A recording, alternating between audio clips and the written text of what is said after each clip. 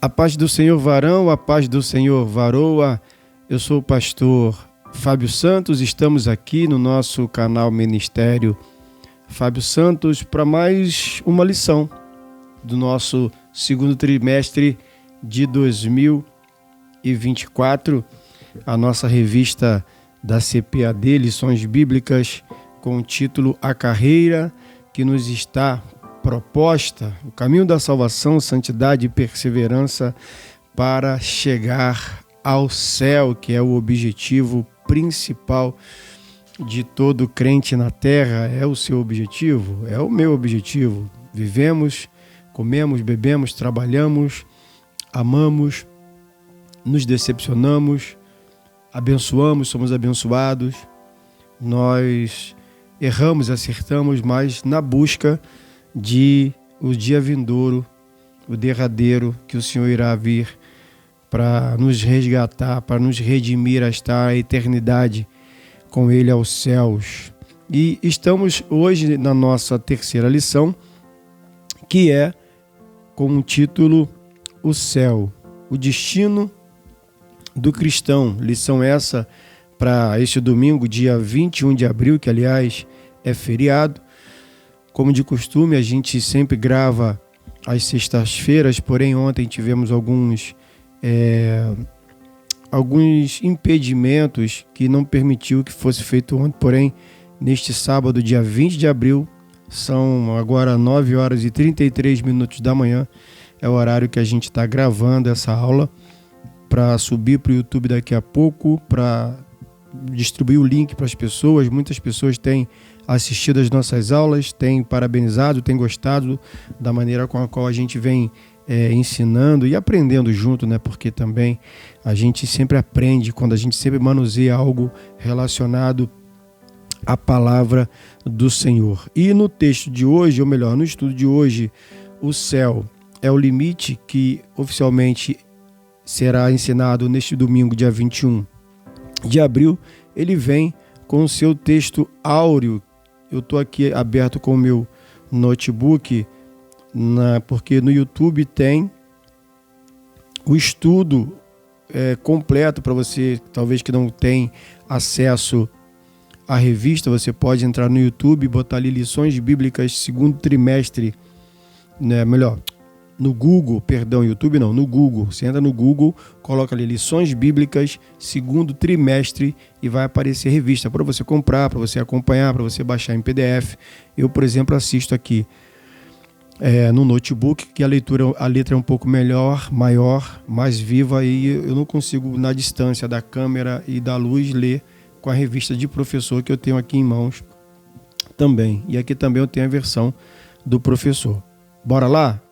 Vamos para mais uma aula em nome de Jesus, que o Senhor nos abençoe. Amém? Vamos então. O texto áureo da nossa lição diz assim: mas a nossa cidade está nos céus, donde também esperamos o Salvador, o Senhor Jesus Cristo. Filipenses 3, 20. Capítulo 3, versículo 20 de Filipenses tem o texto áureo que confirma que a nossa cidade está no céu. O nosso local de morada definitiva não é aqui, é nos céus. Por exemplo, você que é nativo de alguma região, de alguma cidade, você que é, como diz o pessoal da rua, você é cria de um lugar. Um exemplo, eu moro aqui hoje no bairro Cordoeira, na cidade de Nova Friburgo, na minha cidade. Mas aqui não é o bairro onde eu nasci. Eu nasci lá na Zona Sul, no bairro de Olaria. Aliás, é o bairro mais populoso da cidade. Acho que é o principal, ou um dos principais da economia também da cidade. E lá eu sou nascido e criado, conheço becos, vielas, corta-caminho, sei todos os trâmites, porque ali é o meu local de habitação. Porém, eu hoje moro no Cordoeira, um bairro que eu conheço bastante, conheço muitas entradas, saídas, não como quem é nascido e criado aqui, mas conheço bastante. Assim é a nossa vida cristã aqui na Terra. Nós não somos daqui, porém nos criamos aqui porque nascemos como figura humana neste local. Então, neste local a gente aprendeu os caminhos, a gente aprendeu os desvios, a gente aprendeu os trilhos, a gente aprendeu a cortar caminho, a gente aprendeu a conhecer o que é perigoso, os lugares que é bom de andar, o que não é bom de andar, e os horários que se pode e o que não pode, as amizades, enfim. Mas não é o nosso local definitivo para uma habitação eterna.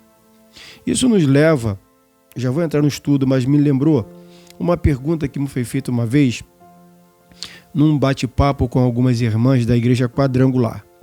Eu estava na casa de uns amigos e a gente estava ali período natalino e conversando, era um churrasco, batendo papo, e até que surgiu a seguinte pergunta, e a pergunta era assim: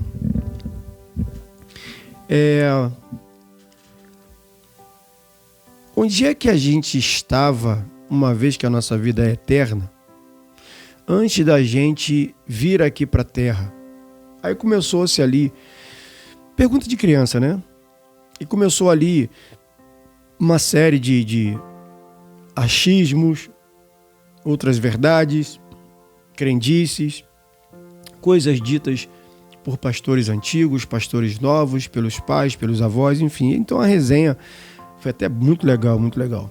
E eu, na minha, ouvindo, até então não me envolvi no assunto, quando de repente alguém chegou para mim e falou assim: pastor, qual é a sua opinião sobre isso? Falei, bom, a Bíblia diz que Adão foi o primeiro homem, primeiro ser humano, criado pela terra, né, pelo pó da terra, pelo barro, humus, feito com mãos, manos, terra feito com a mão, humanos, aonde Deus, para dar vida àquele ser criado por ele tirou um ar de dentro dele e colocou naquele ser, e ele passou a ser. Veja, passou a ser coisa que não era.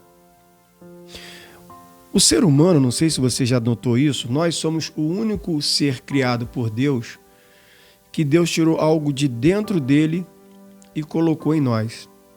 Não existe nenhum outro animal, planta, não importa, nenhuma da criação de Deus. Se você ler Gênesis, você vai ler milhares de vezes e você vai concordar comigo que o único ser criado por Deus, que ele tirou algo de dentro dele para colocar nesse ser, foi o homem.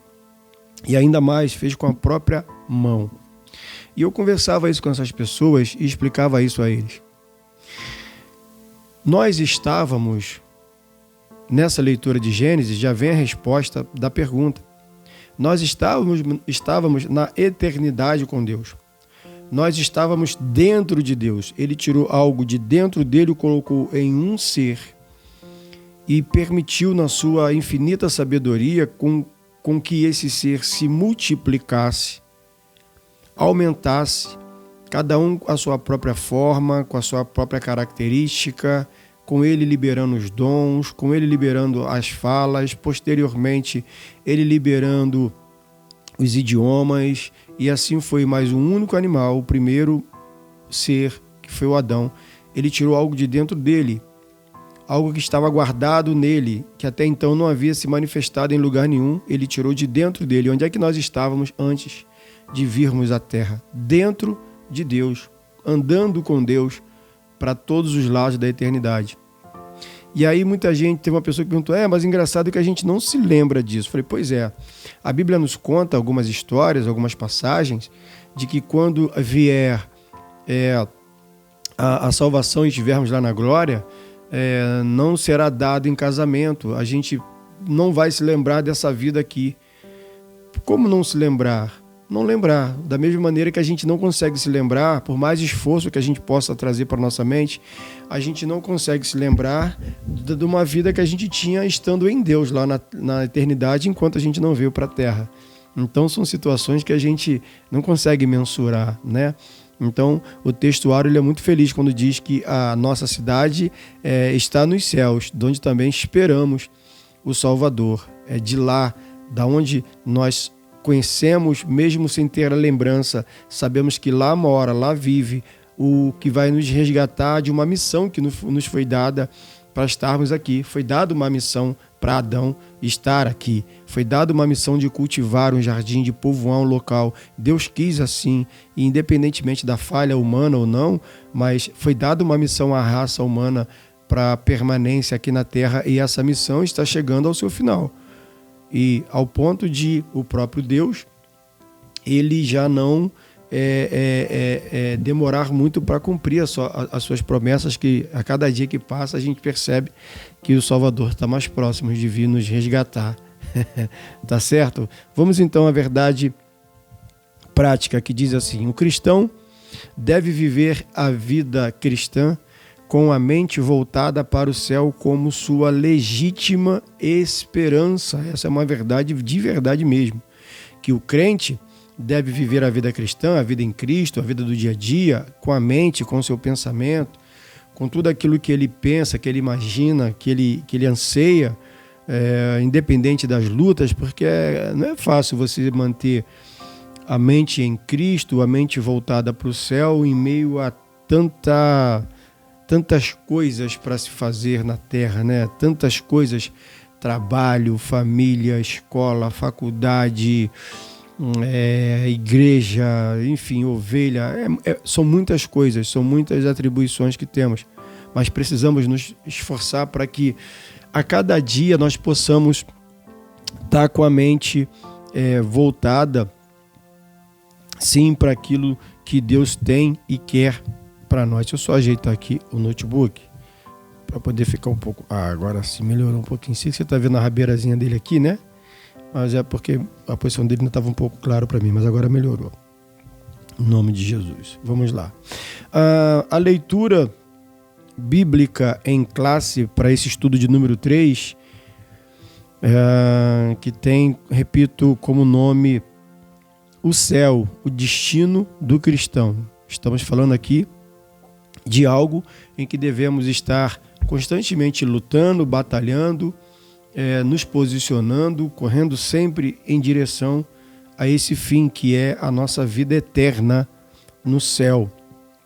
Porque Deus assim quer, e para isso Ele nos projetou, para nos levar de volta da onde viemos um dia. A leitura bíblica em classe está em Filipenses capítulo 3, versículo 13 e 14, 20 e 21, e Apocalipse 21, versículos do 1 ao 4. Vamos primeiro aqui a Filipenses, capítulo de número 3, versículo do 13, 14, 20 e 21. Diz assim: Irmãos, quanto a mim, não julgo que haja alcançado, mas uma coisa faço, e é que, esquecendo-me das coisas que atrás ficam e avançando para as que estão diante de mim, prossigo para o alvo, pelo prêmio da soberana vocação de Deus em Cristo Jesus. Mas, versículo 20, nossa cidade está nos céus, donde também esperamos o Salvador, o Senhor Jesus Cristo. 21, que transformará, olha que lindo, o nosso corpo abatido para ser conforme o seu corpo glorioso, segundo o seu eficaz poder de sujeitar também a si todas as coisas. Que maravilha esse texto de Filipenses, é uma coisa deliciosa, porque a gente tem que avançar na aula. Eu gostaria aqui de praticamente dar uma aula, ou pregar, ou ficar aqui nesse texto aqui, que é lindo e maravilhoso. Vamos lá, Apocalipse 21, versículo 1. Eu vi um novo céu e uma nova terra, porque já o primeiro céu e a primeira terra passaram, e o mar já não existe. Eu vi, João, vi a santa cidade, a nova Jerusalém, que de Deus descia do céu, adereçada como uma esposa ataviada para o seu marido. E ouvi uma grande voz do céu que dizia: Eis aqui o tabernáculo de Deus, com homens, pois com eles habitará, e eles serão seu povo, e o mesmo Deus estará com eles, e será sempre, ou melhor, e será o seu Deus. Versículo 4. Deus limpará dos seus olhos toda lágrima, e não haverá mais morte, nem pranto, nem clamor, nem dor, porque já as primeiras coisas são passadas. São promessas lindas, maravilhosas do tempo vindouro, que quando chegar o novo céu, precisamos fazer como está em Filipenses, esquecer das coisas que ficaram para trás.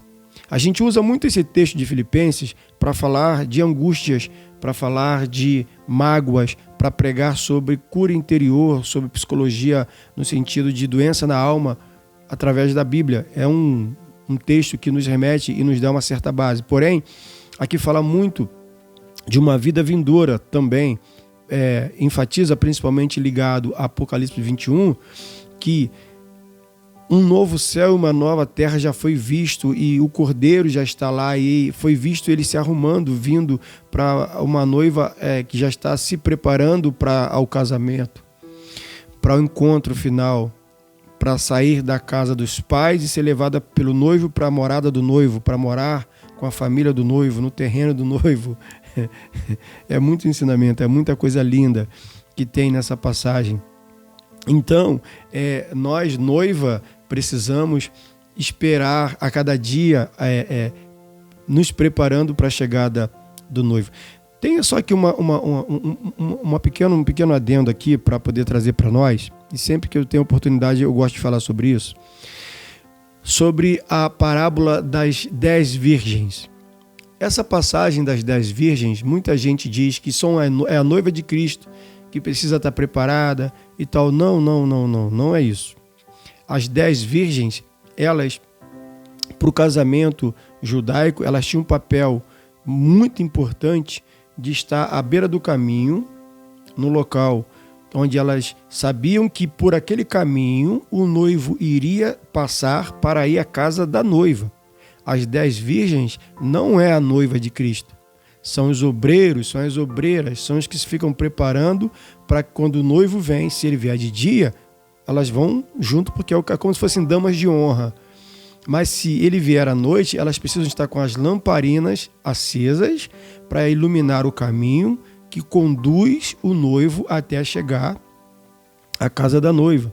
E esse é o papel ali das virgens, porque elas também ansiavam o dia que elas seriam a noiva e que o noivo delas também viriam para as bodas junto delas. Por que eu estou dizendo isso? Porque a gente prega às vezes o que não está na Bíblia, ou melhor, o que está escrito, mas não é o que significa. Isso confunde a cabeça das pessoas. Porque se você for analisar acreditando que as 10 virgens são a noiva de Cristo, 50% vai perder a salvação. E eu já preguei muito isso, tá? E erradamente, depois que eu aprendi que não é isso. E peço até perdão aqui pelas vezes que eu preguei esse texto usando isso, dizendo que metade da igreja vai se perder. E não é isso, é um outro contexto, é uma outra coisa. E aqui, por exemplo, está dizendo que está sendo preparado um caminho.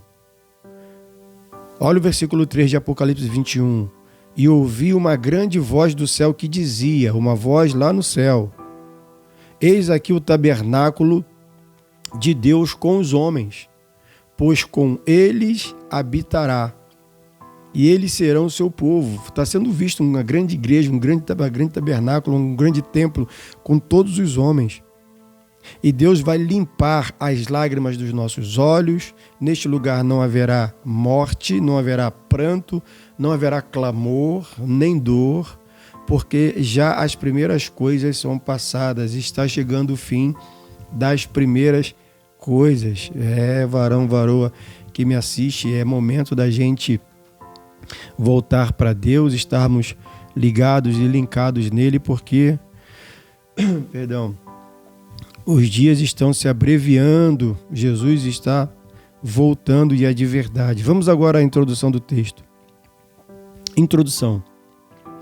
Ao homem natural é possível discernir as coisas espirituais, visto que elas só podem ser discernidas espiritualmente. 1 Coríntios 2,14.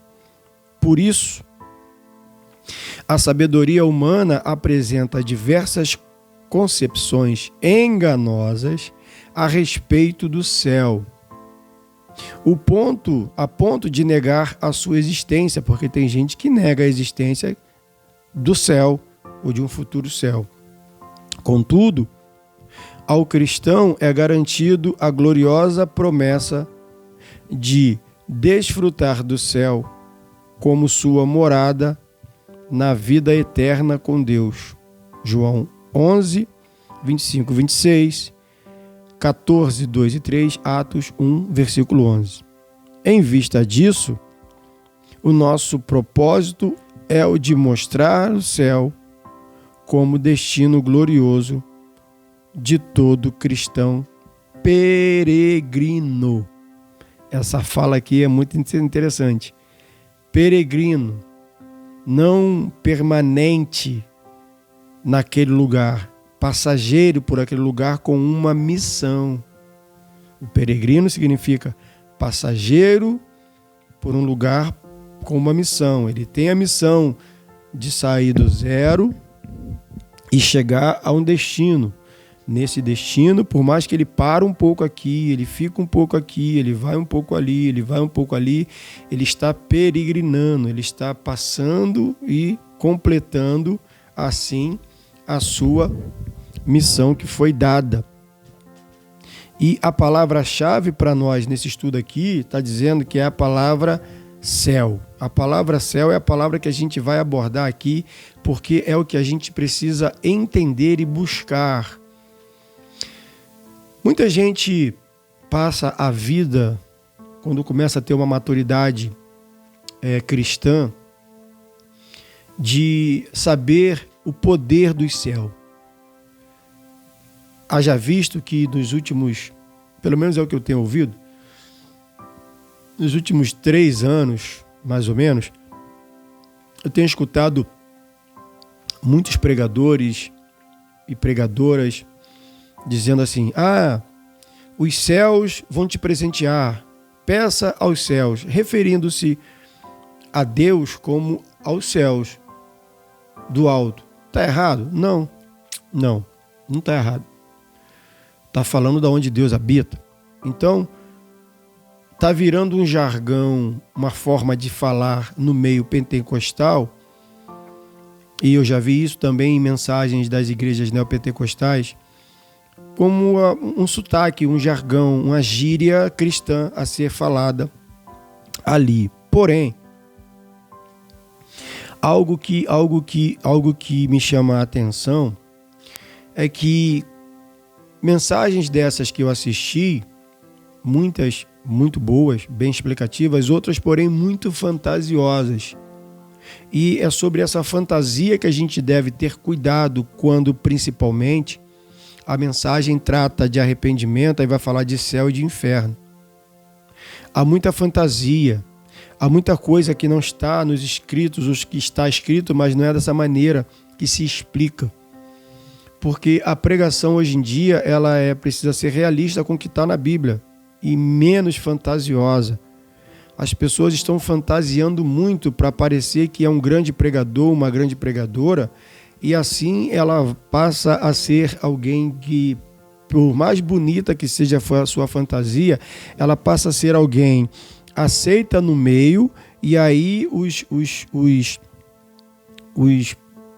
promoter de eventos das igrejas veem, veja aquele pregador, nossa, viu a alegoria que ele fez sobre esse texto? Eu nunca tinha observado isso, mas às vezes a pregação ela é fantasiosa e não tem verdade nessa fantasia, é uma máscara, é um personagem, não é de verdade, porque explica coisas, fala coisas que não tem nada a ver, e a pessoa começa a acreditar naquilo. Quando pensa que não, ela se afasta daquilo que é propósito da pregação e vai para longe, irmão. Mas vamos seguir aqui para o nosso objetivo. Número 1, céu, o alvo de todo cristão. 1, definindo céu. Olha a definição de céu. A palavra hebraica shamarim, que significa céu, ou céus, Gênesis 1:1, aparece 419 vezes no Antigo Testamento.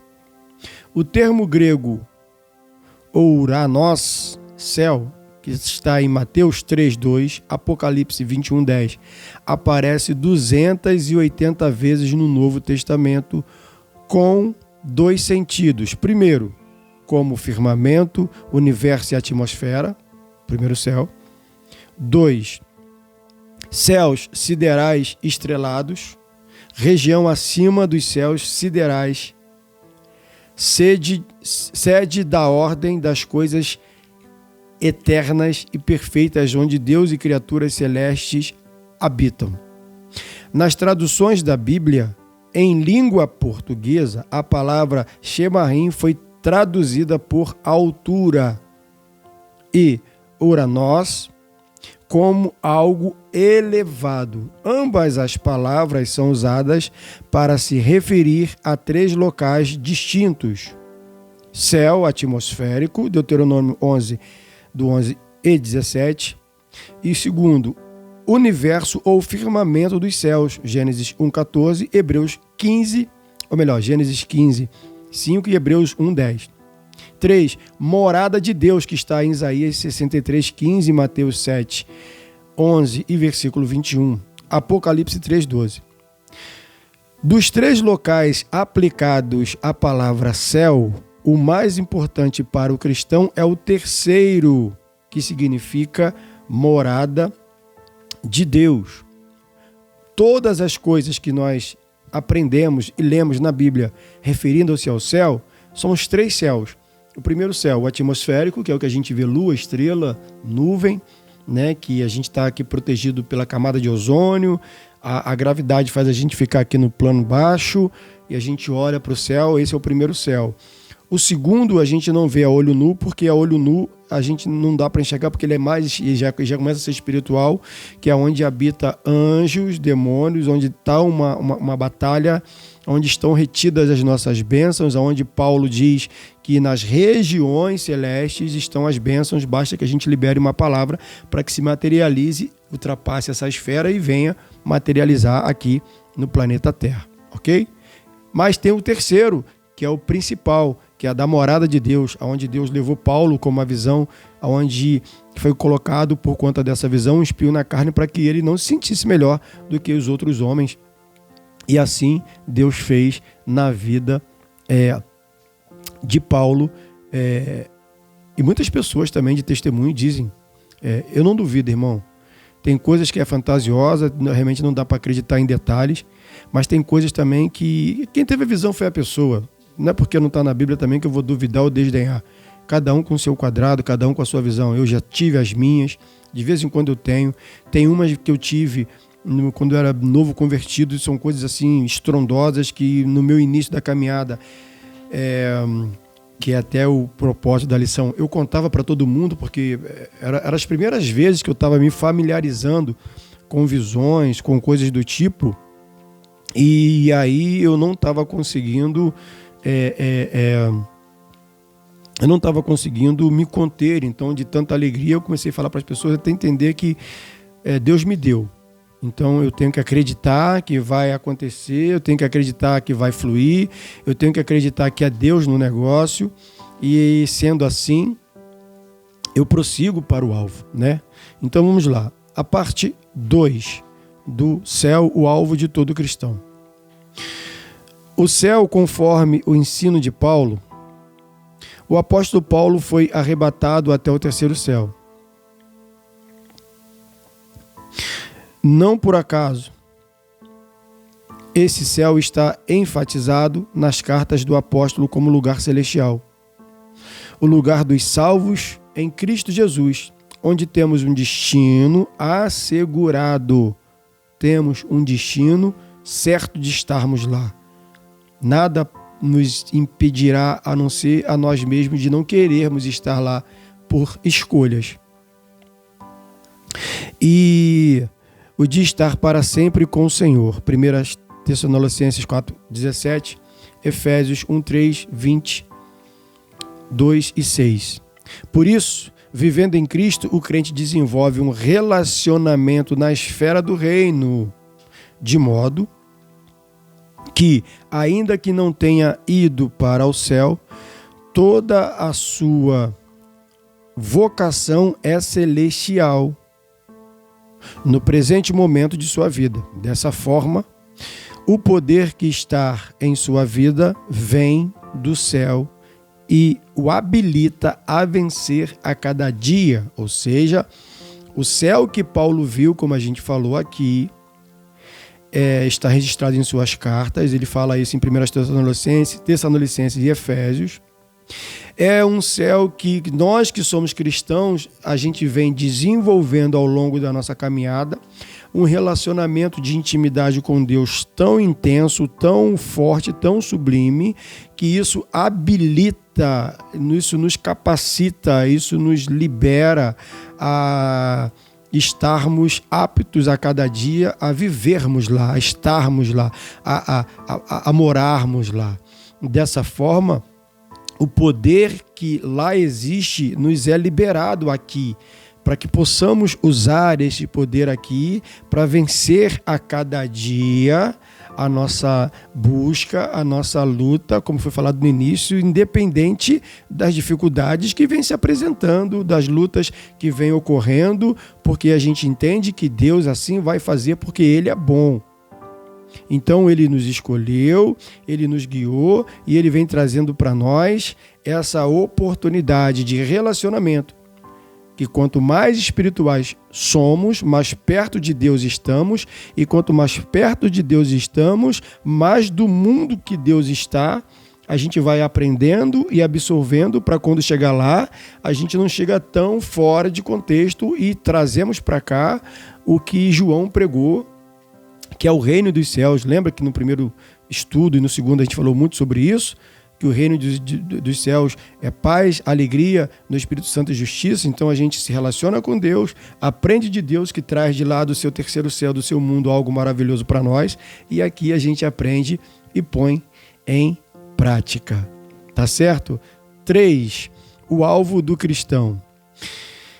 Depois de salvo, não pertencemos mais a este mundo. Por isso, Paulo ensina que prossegue para o alvo, isto é, a linha de chegada que o atleta alcança o prêmio, 1 Coríntios 9, 24, 2 Timóteo 4, 8. Assim, o apóstolo persegue o prêmio com determinação, liberdade, empenho e com os olhos fixos no autor da salvação, Hebreus 12, 2. Igualmente, o cristão passa a ter o céu como alvo por causa da soberana vocação que vem de cima, isto é, de Deus por meio de Jesus Cristo. O seu alvo revela o resultado de uma nova vida e, por isso, o crente se volta para as coisas do céu. Colossenses 3:2. A expressão a nossa pátria está nos céus sintetiza bem essa nova realidade. Filipenses 3:20. Ao mencionar essa expressão, o apóstolo mostra que temos uma cidadania celestial, Efésios 2:19, para viver a plenitude dessa cidadania. O cristão peregrina para algo perfeito, absoluto, em que finalmente terá o corpo abatido, transformado, conforme o corpo glorioso de Jesus Cristo, como a gente já leu aqui na leitura bíblica em classe. 1 Coríntios 15, 44 e João. Foi até no texto áureo, né, que a gente leu sobre isso daqui, que é o alvo do cristão. O alvo é estarmos com Cristo. E a vida aqui na terra, voltar a estar com Cristo, alcançar a salvação, é um prêmio, como Paulo explica em 1 Coríntios, de um corredor para alcançar o prêmio. Veja, alcançar o prêmio, acho que foi ontem que eu estava no culto que alguém falou sobre isso e eu ouvi alguma coisa que Deus me lembrou. Que o prêmio não é chegar em primeiro lugar. Eu não sei se foi vídeo, alguma coisa que eu vi essa semana sobre isso. O prêmio em Cristo não é chegar em primeiro. O prêmio em Cristo é chegar. Se você consegue chegar, você alcançou o prêmio.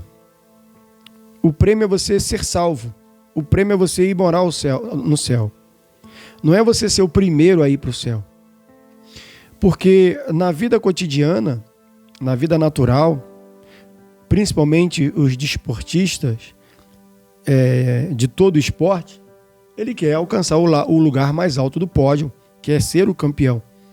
Mas no reino dos céus, no reino de Deus, o campeão não é quem está em primeiro lugar.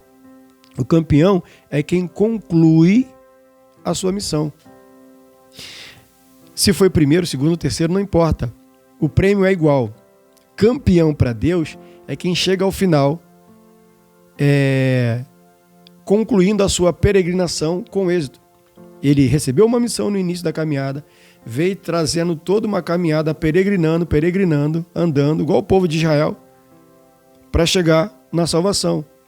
A Bíblia é repleta desses ensinamentos. A passagem do povo no deserto mostra a nossa caminhada para a salvação. Veja, foram tirados da terra do Egito e peregrinaram pelo deserto.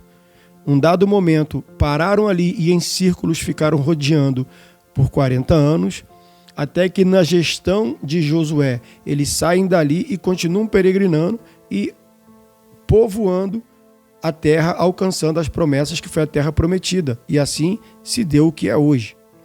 Deu para entender? Então, eles tiveram uma missão. E a igreja também é a mesma coisa. Ela está perdida, ela está com o corpo abatido, ela está cansada, e aí ela clama, como houve o clamor do povo lá por Moisés, aí vem Jesus redimindo, preparando, garante a salvação através do Cristo, através da cruz, e nos é levada uma peregrinação que é nos dada uma missão de ir por todo mundo, pregar o evangelho a toda criatura, aquele que crê e for batizado será salvo, aquele que não crê será condenado, expulsando os demônios, curando os enfermos, fazendo todos os trabalhos, deixando a paz, enfim, temos uma missão. E peregrinando em busca de concluir, em praticar e promover essa missão, nós temos um final dessa missão. Quando chegarmos ao final dessa missão, é o nosso prêmio. É a nossa vitória. É o nosso maior prêmio. Estarmos com o Senhor naquele grande dia. Não é chegar em primeiro lugar ou chegar em segundo ou terceiro. É estar com o Senhor. A sinopse 1 diz: o cristão passa a ter o céu como alvo por causa da soberana vocação que vem de cima, isto é, de Deus por meio de Cristo Jesus. É uma vocação. É algo que nasceu em nós. É algo que somos vocacionados. Você que é vocacionado a dar aula de escola dominical sabe que quando bota você para cantar, você até canta. Quando põe você para poder limpar a igreja, você até limpa. Mas o que te dá desejo é a aula de escola dominical. Você que canta, até dá aula de escola dominical, até prega. Mas o que te pulsa o coração, é quando você canta. Você que prega, eu posso até colocar você aqui para dar aula. No meu lugar aqui, você pode cantar, você pode fazer qualquer coisa, mas quando você prega, é onde está em você. Você fala, me encontrei, porque você é vocacionado a isso, você foi chamado para isso, você foi trazido por Deus, de onde você estava, para viver essa missão, peregrinar e chegar ao destino final. Vamos para o 2, a descrição do céu segundo o livro de Apocalipse, agora entrando em Apocalipse, que fala do futuro. 1. O novo céu e a nova terra. Depois da abertura dos 7 selos, conforme Apocalipse 6, em que predominaram a desordem, a tribulação e o juízo, o quadro revelado na sequência é o do novo estado eterno. O apóstolo João diz que o primeiro céu e a primeira terra passaram. O mar não existe mais. Esse céu também, Uranós, que é o céu comum, que a gente vê aqui, é o espaço astronômico. Não se trata de habitação eterna de Deus. Então, o apóstolo contempla um novo céu e uma nova terra. Apocalipse 21. O adjetivo grego kainos, novo, que aparece no texto, traz a ideia de novo com respeito à forma. Fresco, recente, não usado. Nesse sentido, O novo céu é um lugar sem precedente, incomum e desconhecido. Isaías profetizou a criação de novos céus e nova terra no seu capítulo 65, no versículo 17. O apóstolo Pedro confirmou essa esperança em 2 de Pedro 3,13. Esse lugar é o destino do cristão, um novo lar completamente redimido, sem qualquer semelhança com o mundo antigo. Pois eis que faço nova todas as coisas. Apocalipse 21, 5. Ou seja, novo céu e nova terra é um lugar para nós desconhecido. É um local para nós incomum, sem precedente. Não tem nada que a gente viu anteriormente para entender. É assim. Não tem essa ideia, porque lembra que a gente começou a falar no início? Estávamos em Deus. Estávamos no ruá de Deus, na respiração de Deus, num lugar onde não existia ar, e ele tira algo de dentro dele. Então a nossa habitação estava em Deus. A gente não se lembra de quando estávamos lá. Nós não nos lembramos de quando estávamos sendo gerados no ventre materno. Haja visto, olha que interessante, tudo aquilo que é a emoção que a mãe passa na sua gestação, ela transfere para a criança, de amor, de carinho, né, assim, de rejeição. Para vocês terem uma ideia, hoje tem muitos cursos, hoje está mais normal, mas surgiu-se na época muitos cursos, muita gente se falando de que se você chegar para uma grávida, o pai principalmente, e conversar com a criança no ventre, na barriga, a criança mexe, já tive essa experiência, e a criança nasce, enfim, tem todo um benefício para a criança. Mas ela, quando sai dali, ela reconhece a voz de quem falou com ela quando ela estava no ventre materno. Ela se lembra do timbre que foi falado através da mãe ali para ela. E quando ela nasce, ela vem para o mundo que nós estamos, e você fala algo com a criança, ela reconhece que é você e ela abre um sorriso, ela procura com os olhos para saber, para identificar de onde é a voz. E ela reconhece, mas ela não se lembra mais da vida que ela tinha dentro do ventre materno. Ela foi gerada ali, mas ao sair dali para essa vida, ela não se lembra mais, como a gente não se lembra mais de quando era a nossa vida lá dentro de Deus, vivendo em Deus na eternidade. Porém, quando voltarmos para lá, é algo que a gente nunca viveu, que a gente não tem lembrança. E vamos voltar não como éramos fagulhas pequenininhas do ruá de Deus, mas vamos voltar com um corpo glorificado, uma pessoa bonita, bem ataviada, para reinar com o Senhor, como noiva de Cristo, com a mente de Cristo, com o corpo glorificado, ou seja, totalmente diferente. É uma coisa maravilhosa e difícil de se imaginar, porque a gente não tem ideia de como será ou como seria essa nossa estada lá. Eu tenho a minha neta hoje, 2024, ela está com 2 anos, a Selene. E tem uns dias que eu não vejo ela, um bom tempo que eu não vejo ela, e essa semana eu estava fazendo entrega de moto, eu trabalho de motoboy, e passei numa rua, encontrei com ela o pai e a mãe. Aí vi a minha filha, assoviei, eles vieram ao meu encontro, o pai trouxe ela, e ela não tinha reparado que era eu. Quando ela me viu, o sorriso dela foi uma coisa tão linda. Aí o meu genro e a minha filha falaram assim, vovô. Ela ficou surpresa em me ver com aquela...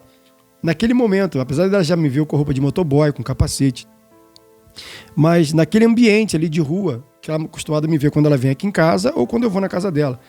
Naquele ambiente, é um ambiente diferente, e a surpresa dela com a alegria foi um contentamento para ela. É mais ou menos assim que vai acontecer com a gente quando chegarmos lá em Cristo. Vamos fechar aqui a parte 2. A linda cidade como nossa nova morada.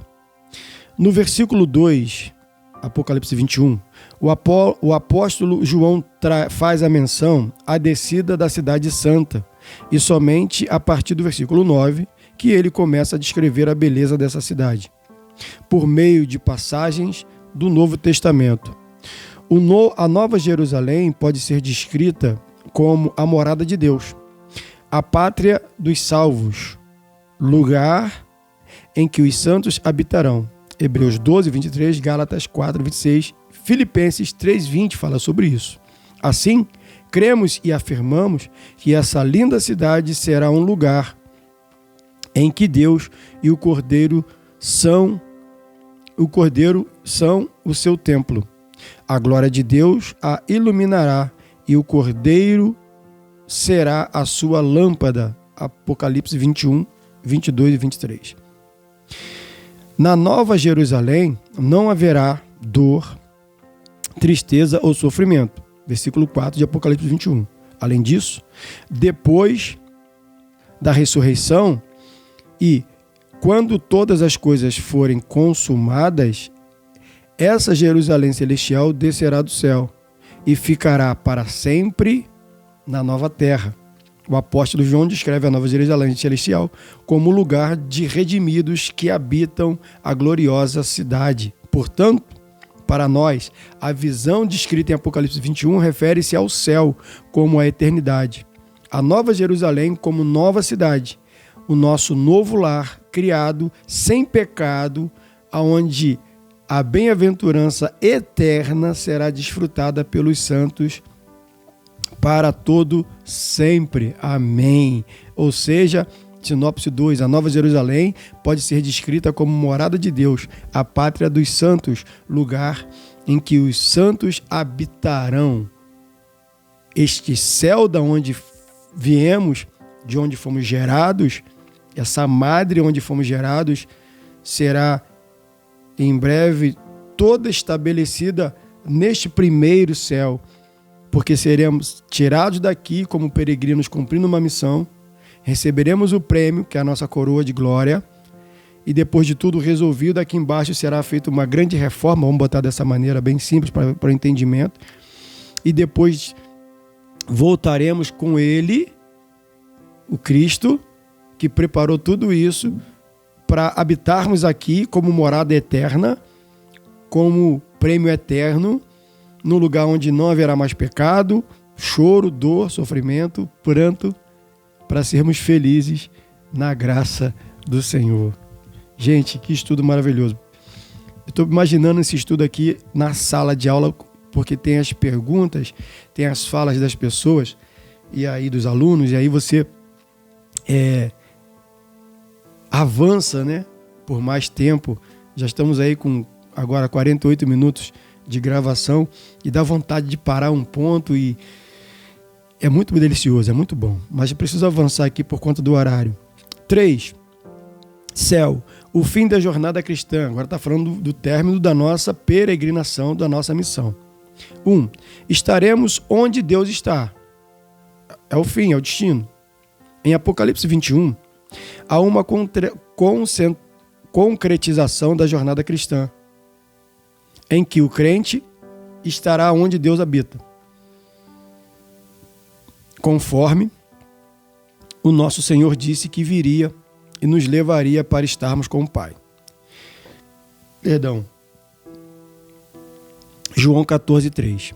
Nesse lugar habitaremos com Deus em seu tabernáculo, pois nós seremos o seu povo. Aleluia. E ele, o nosso Deus. Apocalipse 21:3. Glória a Deus, é muito bom ouvir isso. Gente, se você puder entender a profundidade desse versículo, maravilhoso. Tudo isso se tornará realidade no futuro, quando nossa união com Deus se dará sem impedimento, cumprindo toda a expectativa, tanto do Antigo Testamento e do Novo. Aí tem aqui as referências, isso fala em Levítico 26, 11, 12, Ezequiel 43, 7, 2 Coríntios 6, 16, Apocalipse 17, 15. Nós seremos o povo dele e tudo isso se tornará realidade, tudo isso vai acontecer de uma maneira real, como vivemos aqui, sem nenhum impedimento, para cumprir algo que já foi liberado no Antigo Testamento. Levítico 26 fala sobre isso.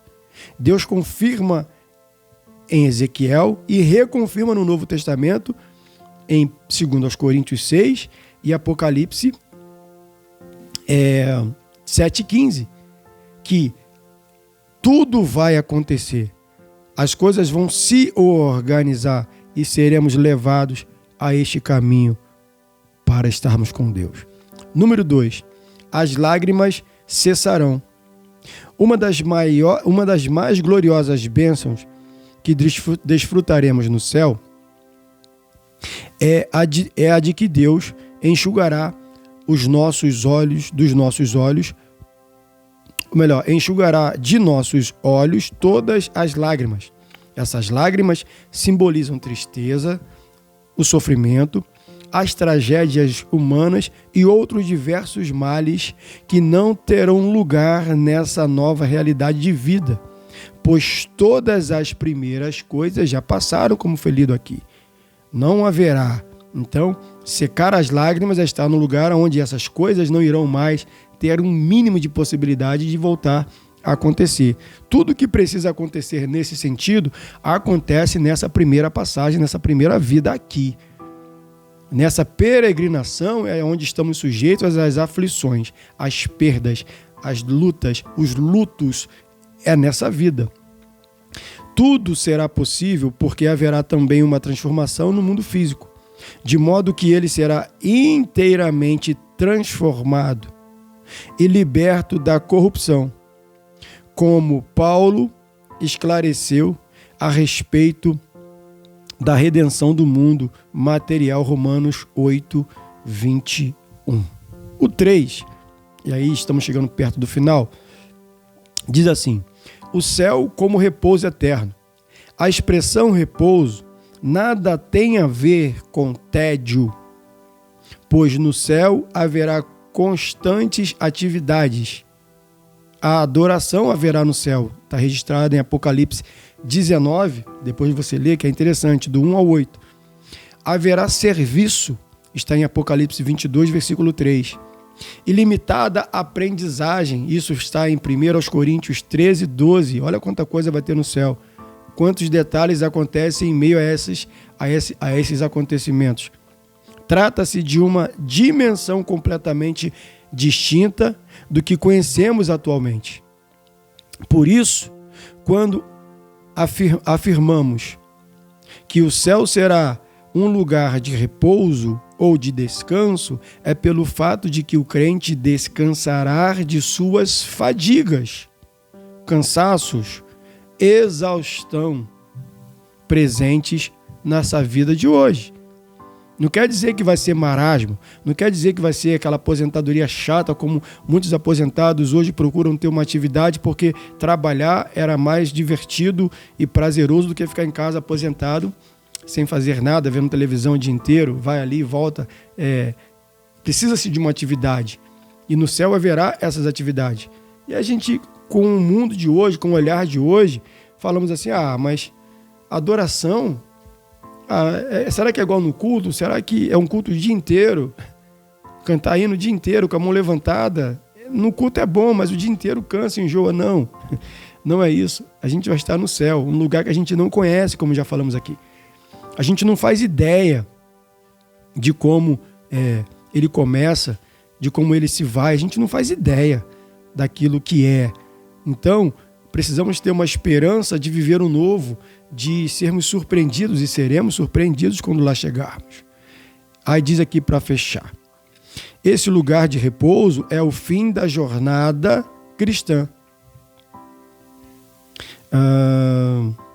E é experimentação da morada dos remidos. Portanto, toda a nossa vida cristã atual deve ser vivida com a mente voltada para a realidade eterna do céu como verdadeira esperança. Colossenses 3, versículo 2. A sinopse 3 diz, antes da conclusão: o céu é o lugar de repouso do cristão e o fim da nossa carreira espiritual.